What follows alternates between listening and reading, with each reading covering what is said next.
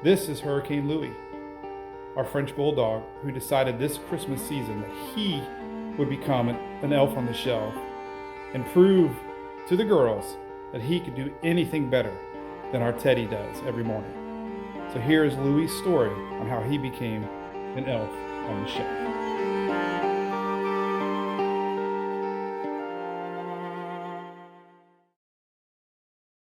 The elf on the shelf has a magical friend, a reindeer pet with special help to lend. By giving our elf pets cuddles and hugs, it creates Christmas spirit, wonder and love. That spirit will help Santa's sleigh take flight and grant special wishes on Christmas Eve night. The elf on the shelf, the elf on the shelf. Elf Pets Reindeer, brought to you by the Elf on the Shelf.